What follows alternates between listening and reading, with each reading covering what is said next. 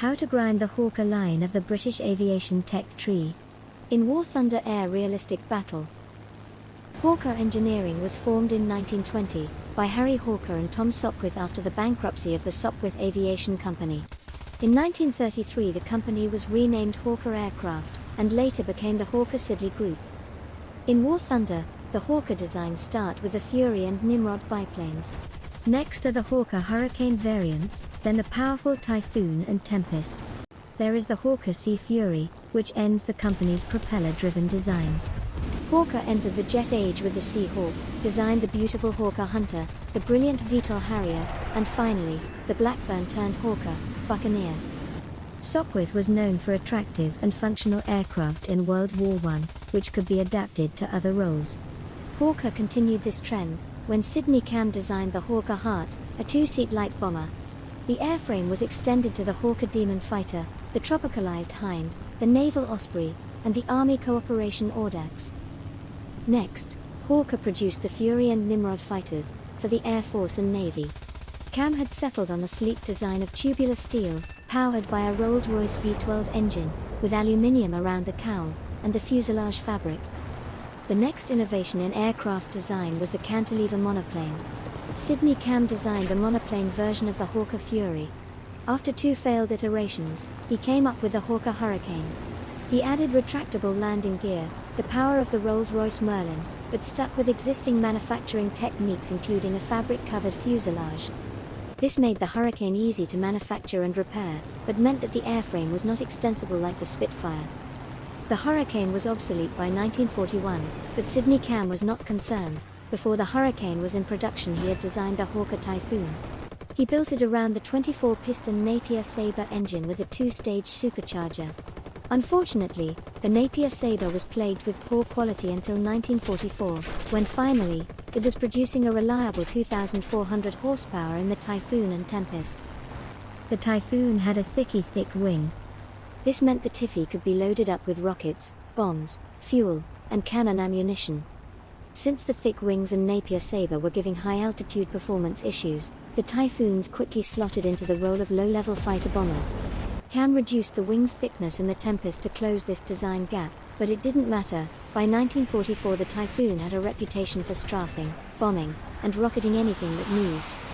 The Hawker Sea Fury was a naval version of the Tempest, powered by a 3,000 horsepower Bristol Centaurus radial engine.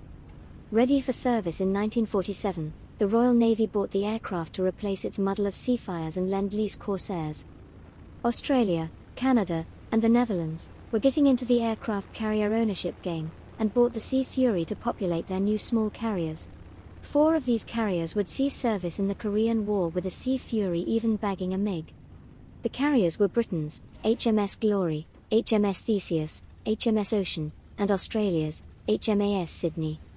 Another large purchaser was Pakistan, flying the fighter from airstrips, until finally retiring the Mark in 1960. The Sea Hawk was the company's entry into the jet age.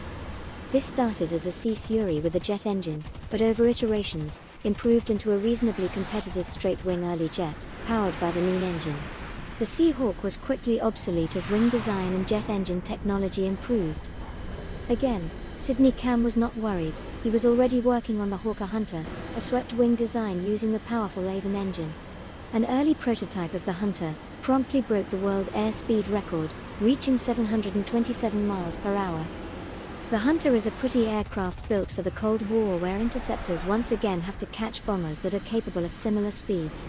It could break the sound barrier in a dive, but as supersonic aircraft entered service, the Hunter changed to the fighter-bomber role. The Hawker Hunter saw action with India during the Sino-Indian War, where it outclassed the Chinese MiGs, and the Indo-Pakistani Wars, where it faced Sabres and starfighters. The Harrier jump jet is the first Hawker aircraft in the game designed by Sidney Cam. Helicopters proved their worth in the Korean War, and aviation designers wondered if they could create a VTOL jet aircraft. The Harrier was the first to solve this engineering problem, and saw service with Britain, the United States, Italy, India, Spain, and Thailand. In Warthunder, biplanes are a new player's introduction to the grind. A new player doesn't want some crappy biplane. Mummy, why can't I have a Spitfire? Mumsy, I want a Hurricane. Mummy Wummy, I want a spitty witty and a hurry worry. The rank 1 biplanes don't have a place in the air or B meta, as they are just in the way. Which is a shame. Biplanes are excellent in the vertical. Courtesy of 2 wings worth of lift, they loop in a very tight circle, which can be a lot of fun in a dogfight. Research the Fury and Nimrod lines to get to the Hurricanes in the tech tree.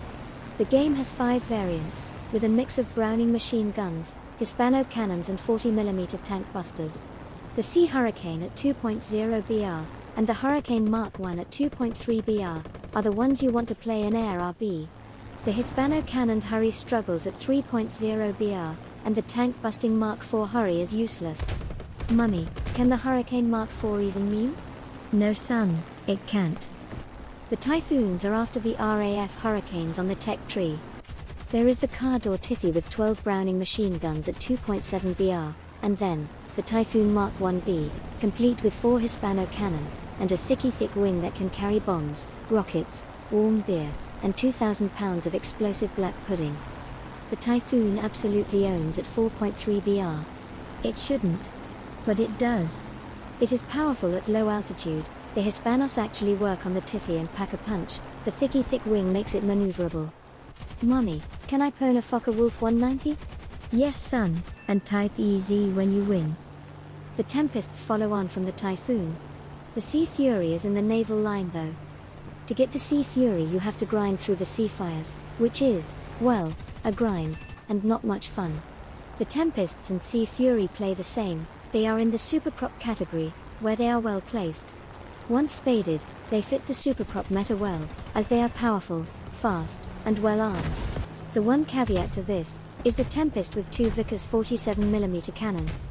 Mommy, can the tank-busting Tempest meme? Son, buggered if I know. It looks stupid. The Sea Hawk is in the naval line after the Supermarine attacker.